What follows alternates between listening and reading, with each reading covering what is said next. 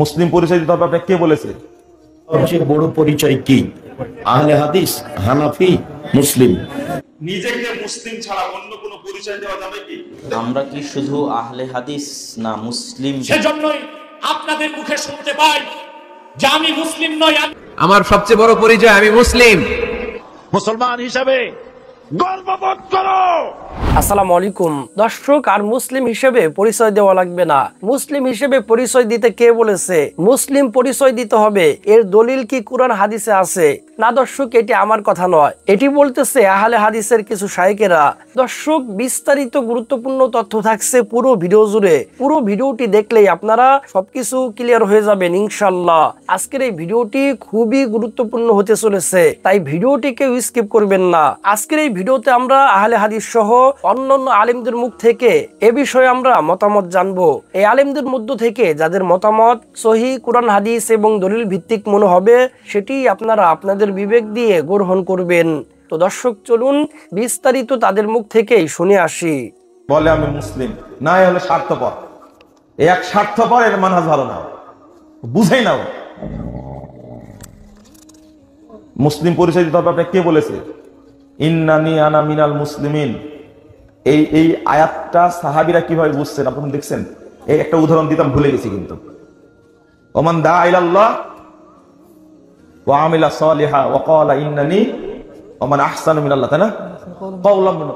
কাওলান মিম্মান দা ইলাল্লাহ ওয়া আমিলা সালিহা ওয়া ক্বালা ইন্নানি মিনাল মুসলিমিন, সূরা ফুসসিলাত 33 নম্বর আয়াত। আচ্ছা বলেন তো দেখি, আমি যেটা বলছি এই আয়াতটা আপনার মতো বুঝলেন কেন? আপনি রাসূলের মতো বুঝেন, সাহাবীদের মতো বুঝেন। এর অর্থ হলো ইন্নানি আনা মিনাল মুহতাদিন, আমি হেদায়েতপ্রাপ্তদের অন্তর্ভুক্ত। তাফসীর ইবনে কাসির খুলেন। ও, এটাও মানহাজ বিরোধী কথা বলেন আপনি।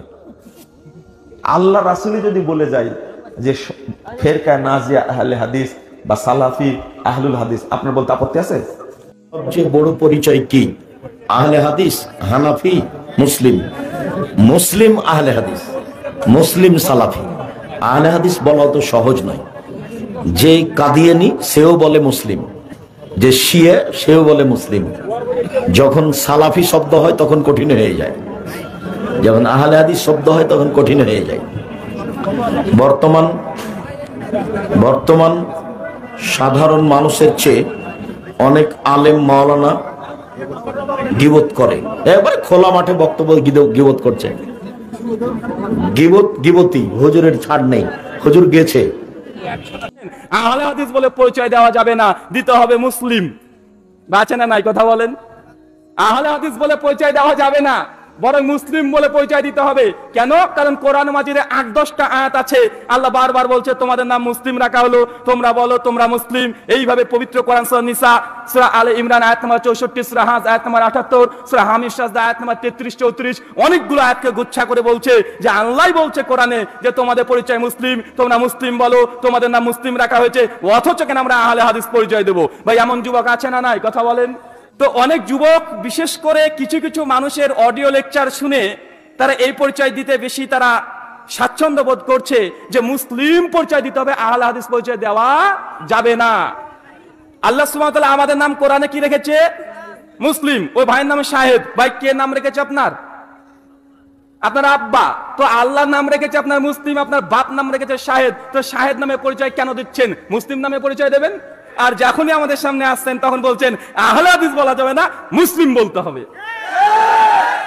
ওরা যদি অভিযোগের জবাব দিতে যায় এইভাবে যে ভাই নাম রাখা তো হাদিস দ্বারা প্রমাণিত, আমরা বলবো আল্লাহর কাছে দুটো নাম সবচেয়ে প্রিয়, একটা আব্দুল্লাহ, একটা আব্দুর রহমান।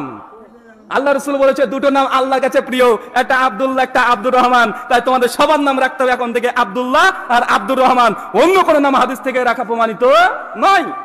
কথা বুঝতে পারছেন? এটাকে বলা হয় ঘরের মধ্যে সাপ। আমাদের আকীদা মানহাজ সমস্ত কিছু এক আছে। 2-4টে কথা কোথা থেকে কি শিখেছে, 2-4টে কোরআন মাজিদের আয়াতকে সামনে রেখে, অনুবাদকে সামনে রেখে বলছে আমাদেরকে শুধু মুসলিম বলতে হবে, আমাদেরকে আহলে হাদিস বলা যাবে না। এটা আহলে হাদিসকে একদম ভেঙে চূর্ণ বিচূর্ণ করার জন্য আর একটা কৌশল চলছে। তাই মনে রাখবেন, আহলে হাদিস এ পরিচয় আমি দিচ্ছি এমনটা নয়, বরং ইমাম বুখারীকে আহলে হাদিস বলা হয়, আহলে হাদিসের নেতা। সেজন্যই আপনাদের মুখে শুনতে পাই যে আমি মুসলিম নই, আমার প্রথম পরিচয় আমি মুসলিম, আমি উম্মতে মুহাম্মাদী। আমি রাসূলুল্লাহর উম্মত, তারপরে আমার অন্য পরিচয়। এই পরিচয় কে শিখিয়েছে? জোরে বলেন। আল্লাহ কোরআনে বলেছে আপনার প্রথম পরিচয় কি হবে সেটা কোনো নেতা নির্ধারণ করবে না, কোন নেত্রী নির্ধারণ করবে না, কোন বুদ্ধিজীবী নির্ধারণ করবে না। মুসলমানের পরিচয় কি হবে আল্লাহ নির্ধারণ করে দিয়েছে। আপনার প্রথম পরিচয় কি হবে? বুক ভরা শ্বাস নিয়ে বাতিলের কলিজায় কম্পন সৃষ্টি করে বলেন, আমার আপনার প্রথম পরিচয় কি? মুসলমান। কে দিয়েছেন এই পরিচয়? মনের কষ্ট কি বুঝি? দাদা পরদাদা তো সনাতন হিন্দু ছিল, এখন থেকে গেছে মুসলমান হয়ে। মনে মনে আগুন জ্বলে, কি দরকার ছিল দাদা পরদাদার মুসলমান হবার, সনাতন ছিলাম তাই তো ভালো ছিল। ওনাদের বুকটা ফাইটা যায়, ওনারা বলতে পারে, ঠিক কিনা?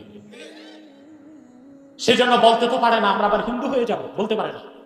বলে আমাদের আমরা মুসলিম না বাঙালি এটা দেখার দরকার নেই, আমরা বাঙালি, আমরা মুসলিম।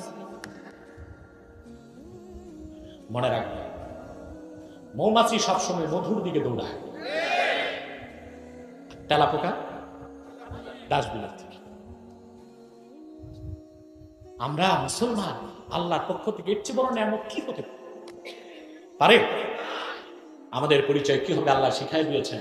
আল্লাহ পাক বলেন, قل يا أهل الكتاب تعالوا إلى كلمة سواء بيننا وبينكم ألا نعبد إلا الله ولا نشرك به شيئا ولا يتخذ بعضنا بعضا أربابا من دون الله فإن تولوا فقولوا اشهدوا بأننا مسلمون।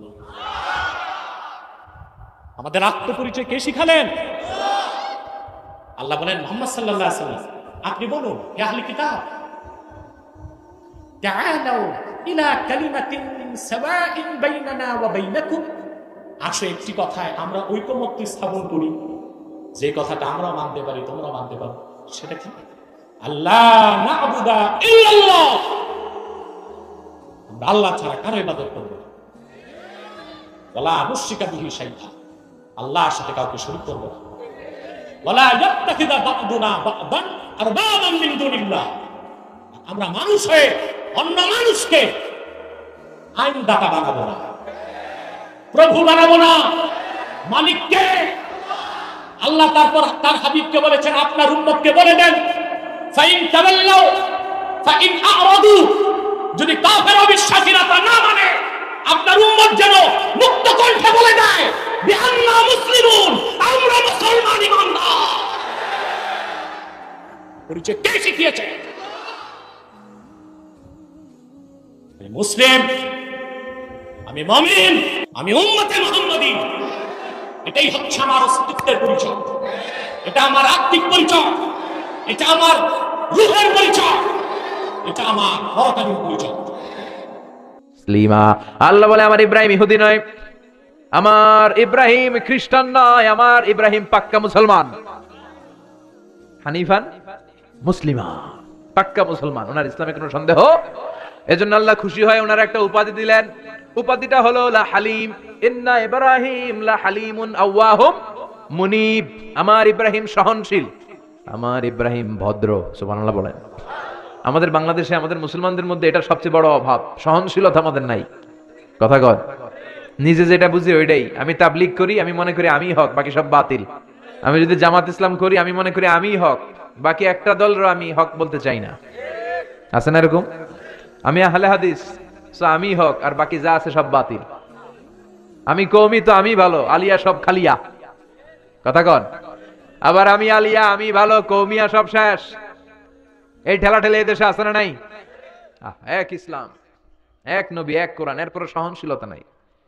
সে অন্য নেশাবে পড়ুক, সে অন্য মতদর্শের হোক, সে তো আমার ভাই। সবচেয়ে বড় পরিচয় সেও মুসলিম, আমিও মুসলিম। এই চিন্তাটুকু নাই।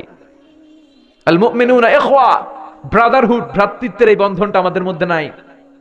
আমরা একে অপরকে গালিগালাজ করতে দেরি করি না, একটু চিন্তা করি না। কাফের বলে ফতুয়া দিতেও দেরি করি না। কথা কন, ফতুয়া আছে না নাই?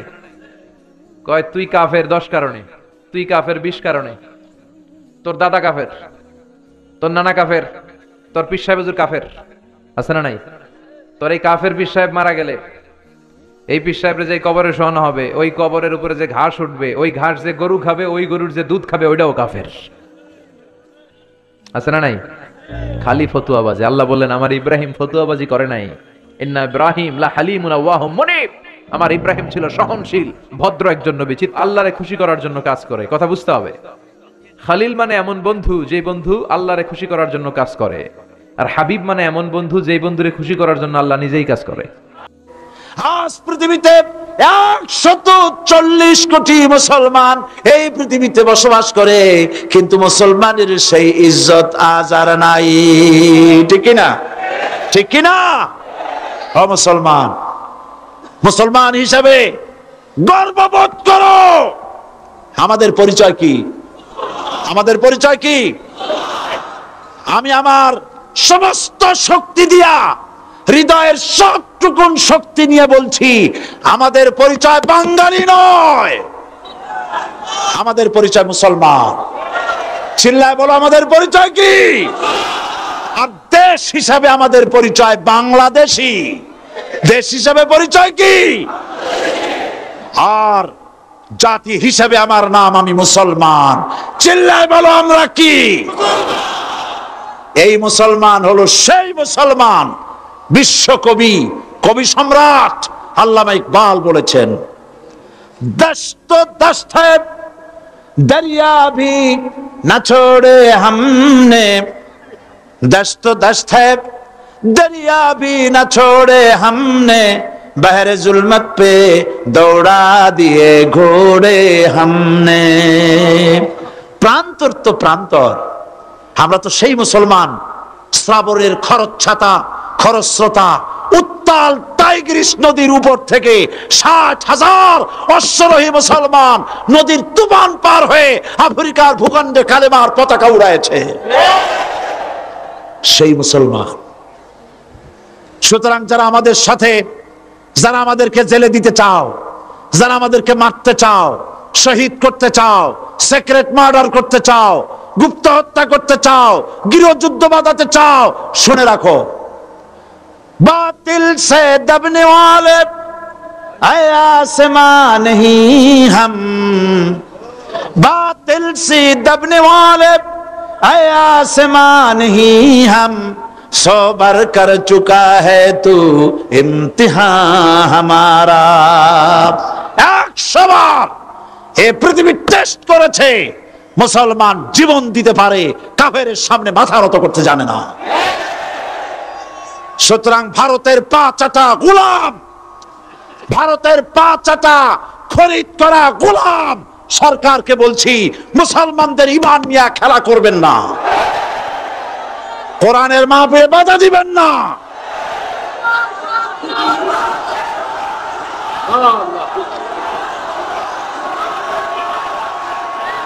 আল্লাহ রাব্বুল আলামিন মুসলমানদেরকে বিজয় দিবেন ইনশাআল্লাহ। বলেন ইনশাআল্লাহ, বলেন ইনশাআল্লাহ। সম্মানিত দর্শক শ্রোতা, আশা করি পুরো ভিডিওটি দেখেছেন এবং আলেমরা কি বলেছে আপনারা বুঝতে পেরেছেন। এই আলেমদের মধ্য থেকে যাদের মতামত সহিহ কুরআন হাদিস এবং দলিল ভিত্তিক মনে হবে, সেটি আপনারা আপনাদের বিবেক দিয়ে গ্রহণ করবেন। তো দর্শক, কোন কোন আলেমের মতামত আপনাদের কাছে সহিহ কুরআন হাদিস এবং দলিল ভিত্তিক মনে হয়েছে, আপনাদের মন্তব্য অবশ্যই কমেন্ট সেকশনে জানিয়ে দিবেন। তো আজকের এই ভিডিওটি এ পর্যন্তই। ভিডিওটি ভালো লাগলে লাইক এবং শেয়ার করে দিয়েন। আর হ্যাঁ, নিত্য নতুন ইসলামিক ভিডিও পেতে চ্যানেলটি সাবস্ক্রাইব করতে ভুলবেন না। ভালো থাকুন, সুস্থ থাকুন, এই দোয়া রইল। বেঁচে থাকলে দেখা হবে পরের ভিডিওতে। আল্লাহ হাফেজ।